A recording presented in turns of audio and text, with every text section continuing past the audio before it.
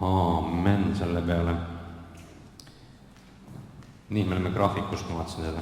See on kõige olulisem. Kui paljud on tulnud Tartu õppima?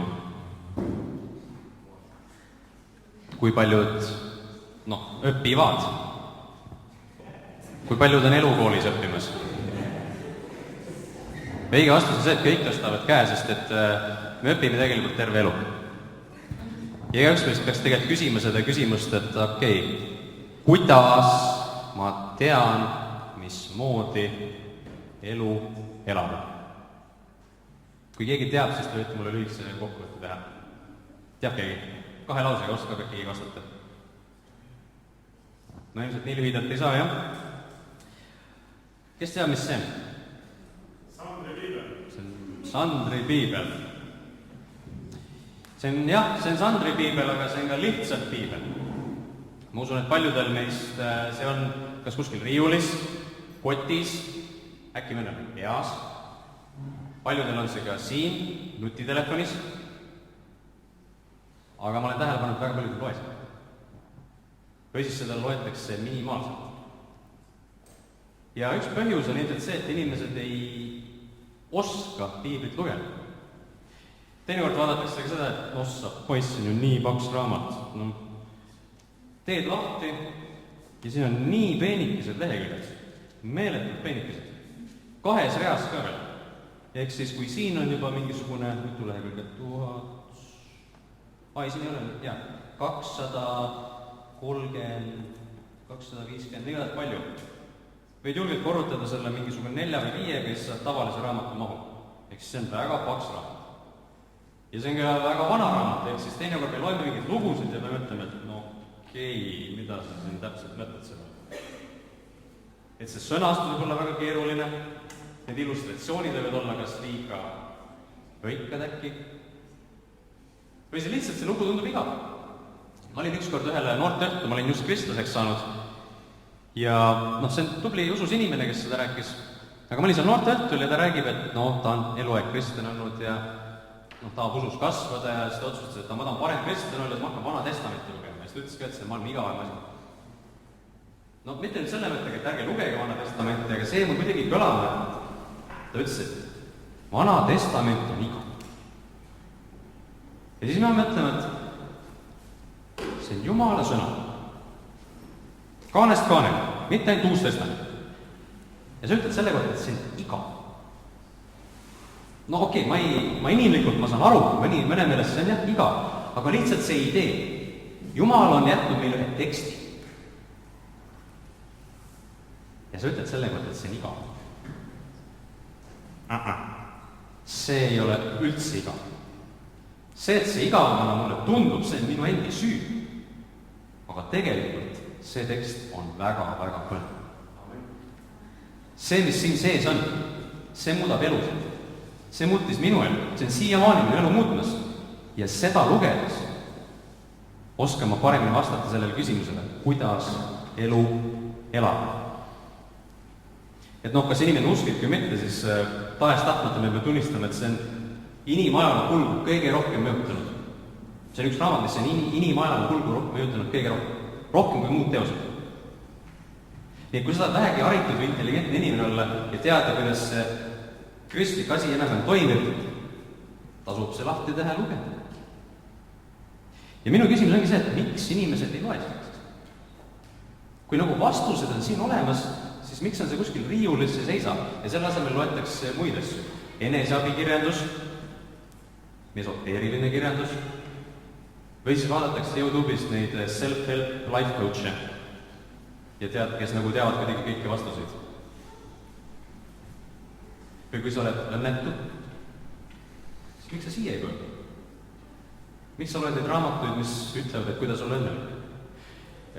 Tuli meelde, et üks selline äge juudi, õpetlane kuidagi, rääkis ka mingi õnnelikkuse teemal ja tema meelest oli umbes müstika see suur õnnelikkuse teemade raamat, et inimesed loevad seda, et saavad õnnelikuks, siis ta ütles, et ma usun, et ainsad inimesed, kes saavad õnnelikuks neid raamatut tehes, on need inimesed, kes on need kirjutanud ja siis võtavad selle raha vastu. Ja tegelikult see oli päris hea mõte, sest et statistiliselt on näha, et inimesed kuidagi lähevad kurvemaks. see raamatuturg tõuseb, aga inimesed ei lähe õnnelikuks. ja mõtlev inimene peaks küsima, miks? No mina spekuleerin, et vaataks lihtsalt vale asja, et võtas see kätte, see teeb siin palju õnnelikuks. ja sellepärast ma tahaksingi anda siin selliseid suuniseid, et kuidas siis seda teksti lugeda. ja miks? ja ma rääkisin, et meil hakkab tulema nüüd jutluste seeria. ja ma soovin, et see sõnum oleks selline üldine sissejuhatus sellesse seeriasse. et see jutluste seeria on siis selline teema, piibel suurte pintslitemmetega. et me tahame minna algusest lõpuni. Võiks öelda, nagu Aare Kimmeli saade, piibel kaanest kaaneni. mitte nii süvitsi, võite kuulata seda pereradist Aare Kimmel, piibel kaanest kaaneni, aga me tahame võtta siis suurte pintslitemmetega terve piibli loo algusest lõpuni läbi. sest et Jeesuse lugu teavad üldjuhul kõik. Oli siuke tegelane Jeesus Natsaretlist, natsaretlane, sündis Betlemas, suri mingi risti peal ja tõusis surnust. Seda lugu üldjuhul kõik teavad. Aga mis enne seda toimus? Mis pärast seda toimus? Kui sa loed Vana Testamenti ja saad sellest loost aru, sul on see tervik pilt ees, siis tegelikult see võimendab seda Jeesuse sündmust veel rohkem. Võiks öelda niimoodi, et see on selline tume katte, mille sa paned sellisele säravale objektile taha ja sellepärast see särav objekt särab veel säravalt. Kui ma praegu vaataksin siin pingsalt taevasse, ma ei näeks seda hästi tähti. Miks? Sest et nii palju hele. Aga kui seal on selline tume katte taga, siis need tähed säravad väga selgelt. Ja sellepärast ka Vana Testament aitab meil näha evangeeliumi sära veel võimsamalt. Ja see ongi selle jutluste seeria eesmärk. Anda meile see ülevaade piiblist tervikuna, kuidas ta läheb järjest. Nii et kui te olete selle seeria lõpuni kuulnud, siis te vähemalt teate, missugune see piiblilugu on ja te oskate ka paremini seda raamatut lugeda.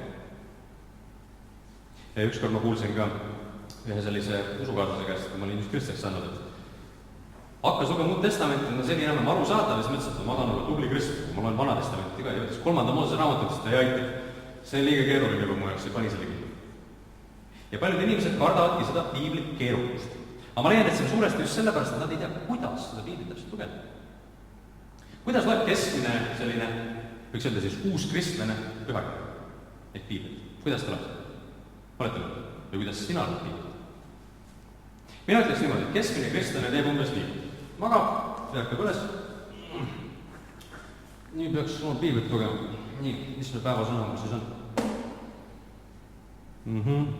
Nende mõirgamine on otse kui emalõvi mõirgamine, nad mõirgavad nagu noored lõvid. Nad urisevad ja haaravad saagi ning viivad oma teed ja päästjat ei ole. Ei, see ei sobi mulle päevasõnaks. Nii siis, mu vennad, ka teie olete surmatud seadusele Kristuse ilu kaudu, et saaksite teisele, kes on üles äratatud surnust, et me kannaksime vilja Jumalaga. Ot, näed, ma pean vilja Jumalaga. Täpselt, nii, see mu päevasõna. Ma panite tähele seda erisust. Ma valisin praegu mingisuguse teksti, mis mulle meeldib ja võtsin mingi fraasi, mis mulle sobib. Ja paljud loevadki piiblit selliselt, nad loevad seda nagu horoskoopi. Kuidas horoskoopi loetakse? Võtad selle ajale ja lahti, vaatad, okei, mida siis täna minu poolt tööd on. Kui see on mingi hea sõnum, oi, mulle hästi, see on küll mulle. Horoskoop on hea sõnum. Ja kui seal midagi negatiivset ja mingi suhe läheb sassi, midagi nagu, okei, ma pean natuke võib-olla ettevaatlik, on sellist päris õige siga. Ja paljud kohtlevad piiblit selliselt. Võtavad kuskilt suvaliselt lahti, näpp vahele ja loodavad, et nad saavad mingisuguse jutumärkides siis kõne. Ma lugesin ka alguses piiblit niimoodi. Ja teate, miks või? Sest kõik mu ümber tegid seda samamoodi. Ma ei teadnud, et teistmoodi nagu võikski teha. Ma arvasin, et see on kuidagi iseenesest mingisugune maagiline tekst, et kui ma lihtsalt neid sõnu näen, lihtsalt neid sõnu loen, et siis äkki hakkab maailm ümbergi muutuma, siis mina kuidagi muutun ja kõik läheb paremaks. Ma ei ütle nüüd, et Jumal ei võiks kõneleda niimoodi läbi piibli, aga avaldan teile väikse saladuse. Niimoodi ei peaks tegelikult piiblit lugema. Toome me mõned näite peale. Ma teen välja ühe sellise huvitava kirjaga. Filippi kirjast. Kui teil on piiblit, siis võite kaasa lugeda. Filippi 4 ja see tekst on 4.13. See on niisugune tore julgustus paljudele inimestele. Ma suudan kõik tema läbi, kes teeb mind vägevaks. Aamen. hea tekst. Küsimus on ikkagi selles, mida see tekst tähendab. Kui te kuulsite seda salmi, siis mille peale te mõtlesite? Supervõimed, üleloomulik tarkus, saad öelda sellele tüdrukule midagi äkki või?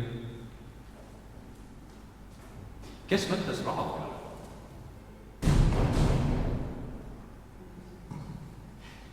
See tekst räägib tegelikult rahast, õigemini materiaalsest varast. Aga me saame sellele aru siis, kui me loeme ka, mida Paulus eelnevalt ütleb. Salmis 11 ütleb niimoodi: ma ei ütle seda puuduse pärast, kuna ma olen õppinud olema rahul sellega, mis mul on. Oskan elada kehvalt, oskan elada ka jõukalt. Ta räägib materiaalsest varast. Olen kõigega ja kõigi oludega tuttav. Nii kõhtu täis sööma kui nälgima, elama nii jõukuses kui puuduses. Palju raha, olen rahul. Vähe raha, ma olen ikka rahul. Ja siis ta ütleb salmis 13, ma suudan kõik tema läbi, kes teeb mind vägeves. Ta räägib rahulolust. Kuidas olla rahul isegi siis, kui sul on palju, või kuidas olla rahul ka siis, kui sul on vähe. Ta ei räägi supervõimetest. See räägib rahast, materiaalsest varast, aga me saame sellest aru siis, kui me loeme seda teksti tervikuna. Toome teise näite. Johannese 3.16. Keegi loeb, ütleb seda mulle. See on kõigil peas. Nii, kas keegi oskab?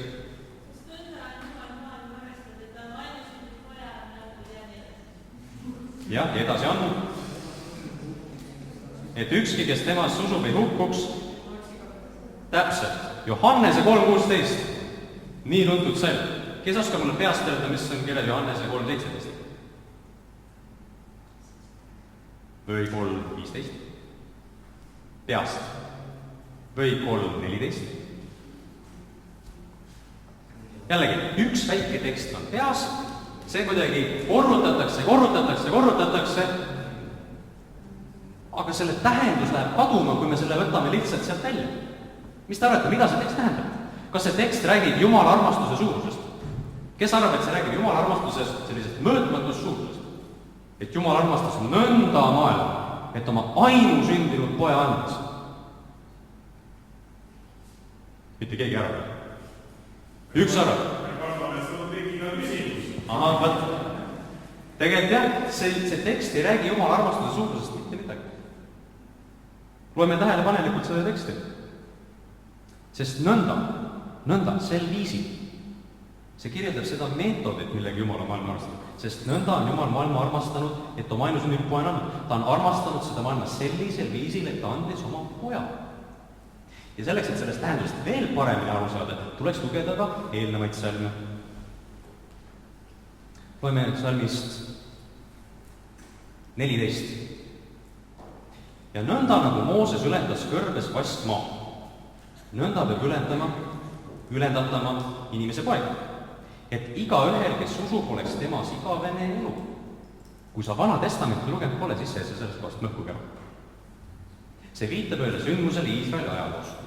Kui Iisrael oli kõrbes rändamas, Jumal oli veel välja toonud siis Egiptusest orjusest, aga Iisrael, õigemini iga inimene on selline mässumeelne tobu.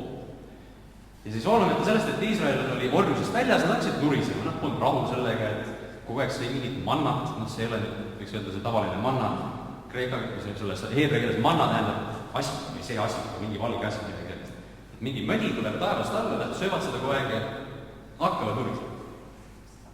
Ja siis Jumal saatis neile maad, kes neid salgasid ja tuli mürk. Inimesed sulid selle mürgi ette ära.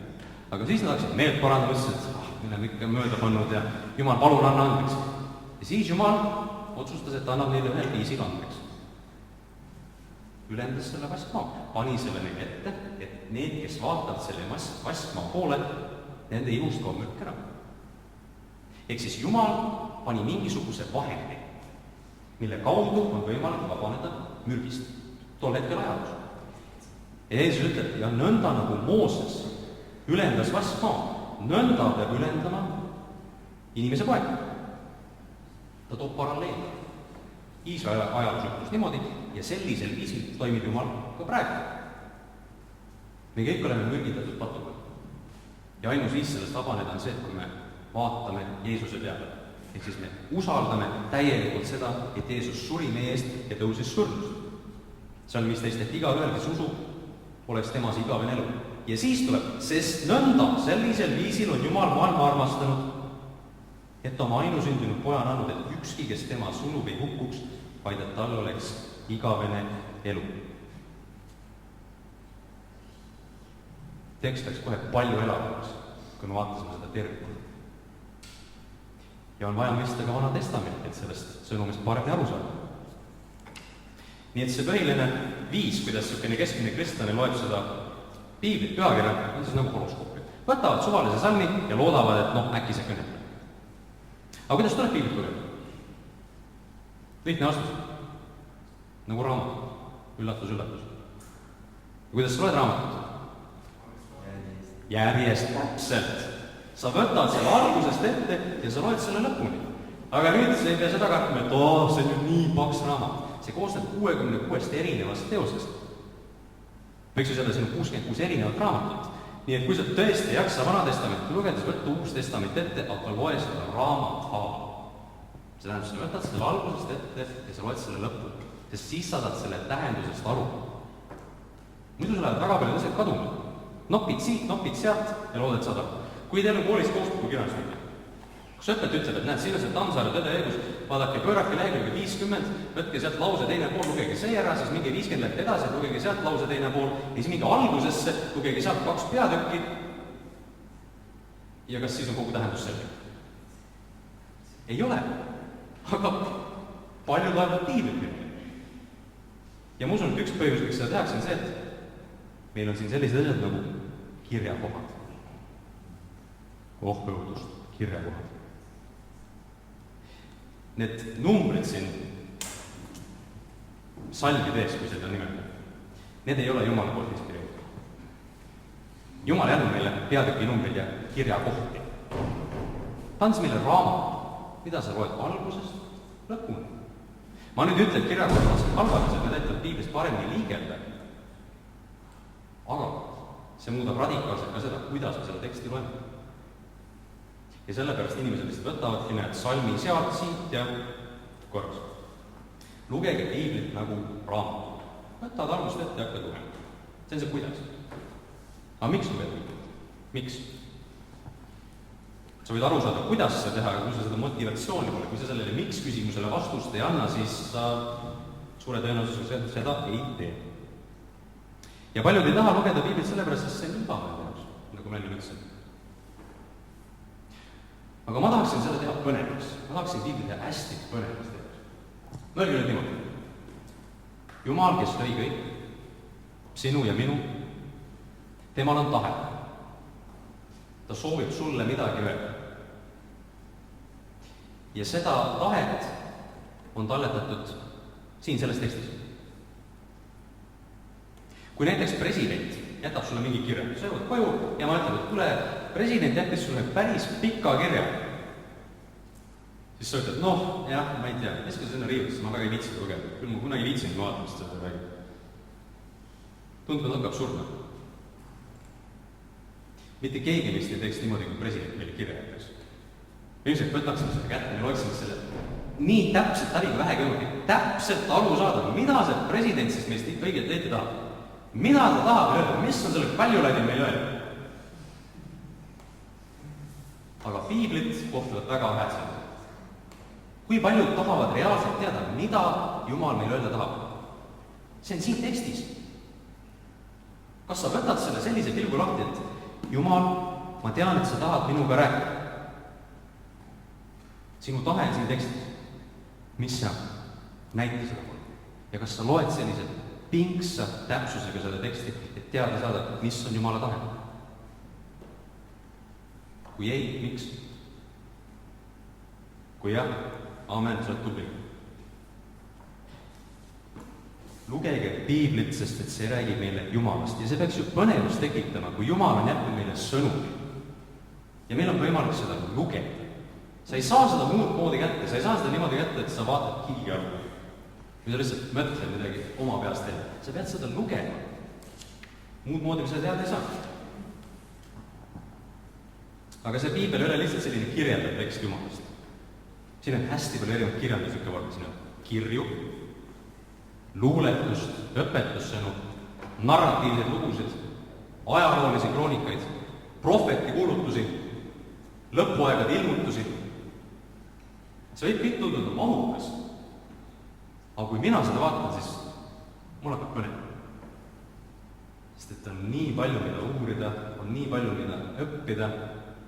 Ja mida rohkem ma seda loen, seda rohkem õpin Jumalat tundma. Ja tegelikult selle kaudu seda, kui suur Jumal tegelikult on. Suht igav oleks tegelikult, mul oleks mingisugune 2 leheküljeline kiri, kuidas öelda, et näed, samm 1, palveta Jumala poole, samm 2, palu patud andeks, samm 3, usu, samm 4 korda samm 2 või midagi. Ja kõik, terve pühaga. Aga meil ei ole sellist teksti, meil on pikk raamat, teis erinevaid lugusid ja kõik need viitavad Jumalale. See raamat räägib meile Jumalast ja sellest, mis on Jumala suurim probleem. Kes oskab mulle öelda, mis on Jumala suurim probleem? Noh? See ei ole probleem, eks. Mis on Jumala suurim probleem? Just meie. Mässumeelsed inimesed. Ja kuna Jumal on nii püha ja õiglane, siis ongi küsimus see, et mis ta teeb selliste mässumeelsed inimestega? Võiks öelda, et patt on Jumala suurim probleem. Sa võid öelda, et aga see on ju meie probleem. Otseselt ei ole. Teate miks? Meil pole patuga probleemi. Jumal on olnud. Ja meil on patuga probleem sellepärast, et Jumal on sellega probleem. Kui Jumal oleks ükskõik patus, siis meil oleks ka tore, mis on pattude peale taha. Aga kuna me teame, et Jumal on õiglane ja ta seab õiguse jalule, siis meil ootab ees üks kõva lahmakas tema. Piibelikus keeles karistus. Aga Jumal on armuline, nagu see tekst ütleb, või nagu ma lugesin Johannese 3.16. Ta on ühel viisil armastanud seda maailma. Ja ta pakub lepitust, ta pakub andestust. Ta vaatab mässumiselt inimeste peale ja ütleb, et aga teate, teil on võimalik andeks saada. Ja sellepärast andes oma poja. Ja see on see lepitusvahend, et kui me usume Jeesusesse, järgime Jeesust, hoiame oma usku Jeesusest, parandame meelt. See võib üks kompott olla öelda, et ma usun Jeesusesse. Siis sa saad täielikult oma patud andeks. Ja see on üks pool on see, et sa patud andeks. Teine pool on see, et sulle antakse Jumala õigus. Sest et üks asi, mida ma tähelepanu inimeste puhul on see, et me kõik tahame olla kõik parem inimesed. Kes tahab olla parem inimene, kui ta praegu on?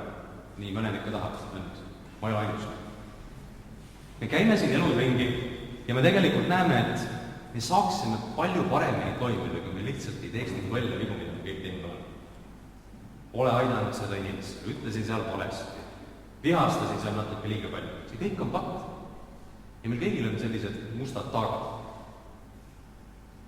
Aga Jumala abiga meil on paremaks saada. See patt minema pühkida ja Jumala õigus tuleb meie peale. See nüüd ei tähenda, et see hetkel, kui sa usud, sa oled täielik inimene ja sa ei tee enam ühtegi halba tekki. Aga siis hakkab Jumal sind muutma ja sa muutud paremaks inimeseks järk-järgult. Aga see sünnib siis, kui sa loed seda teksti. Võtad selle algusest ette, usud, et Jumal töötab selle teksti läbi ja sa lihtsalt loed. Tundub lihtne, tundub monotoonne, mõtled, et Sander, anna mulle põneva viisi. Sellist teist viisi pole. Loe ja usalda. Siis sa saad teada, mis on Jumala tahe ja siis sa ka näed seda, kuidas sa hakkad inimesena paremaks inimeseks muutuma. Sest et me õpime selle kaudu Jumalat tundma. Ja mida rohkem sa Jumalat tundma õpid, seda rohkem oled sa ka tema sarnane. Aga kui sa ei loe piiblit, sa vaatad Netflixi, YouTube'i, istud Facebookis, vaatad seal YouTube'is neid passivideosi, ega sa väga jumalikumaks ei saa. Päris ära selle närdu võib olla, aga arvestades sellega, et väga paremas inimeseks ei saa. On üks vahend, mille kaudu me kasvame. Ja see on piibel. Üleskutse siis selleks aastaks. Võta see ette lihtsalt luge. Ära karda selle suurust. Ära karda seda keerukust. Usalda Jumalat ja lihtsalt loe. Ja kui sul on üks raamat läbi, võtad teise. kui sul on 3. raamat läbi, võtad järgmise. kui sul on terve piibel läbi, hakka uuesti lugema.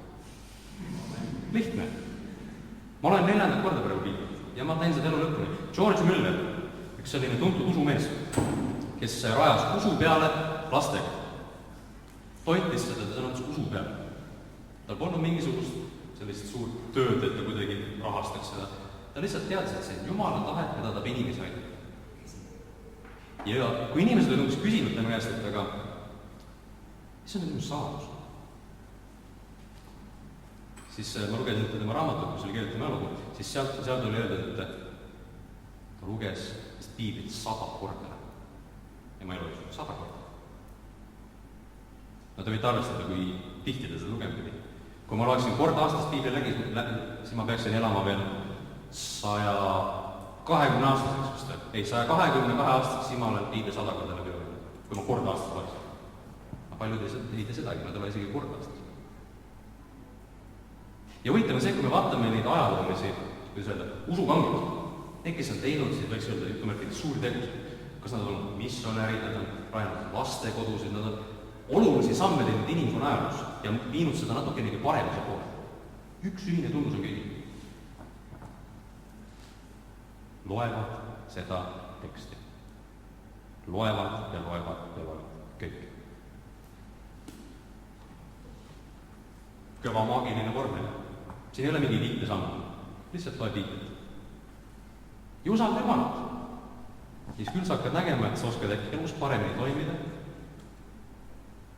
Sa oskad paremini valikuid teha. Ja kui sa oled ka sisemiselt tugevam inimene, sinu karakter muutub, sa muutud Jumala sarnasemaks, siis tahes-tahtmata sa hakkad muutma ka sinu välist keskkonda. Ja võib-olla mõni inimene tulebki suurde küsik, et aga sa oled kuidagi teistsugune. Ma vaatan sind, kuidas sa käitud. Sa ei ole päris selline, nagu need teised tavaliselt seal. Võib-olla koolis keegitud seda, võib-olla tööl. Ja sa saad öelda, et jah, ma armastan Jeesust, loen piiblit. Ja nii ongi. Järk-järgult tee seda. Kuidas lugeda piiblit? Nagu raamatut. Võtad algusest kätte ja loed lõpuni. Miks lugeda piiblit? Sa õpid selle kaudu Jumalat tundma. Sa saad Jumala sarnasemaks ja sa võid olla kindel, et sa elad elu Jumala tahte kohaselt. Ja see on parim viis, kuidas elu elada. Aamen. Ja te olete oodatud ka järgmine kord siia, kus me hakkamegi lahti pakkima seda piibli lugu esimestest lehekülgedest alates. Tõuseme ja paletame.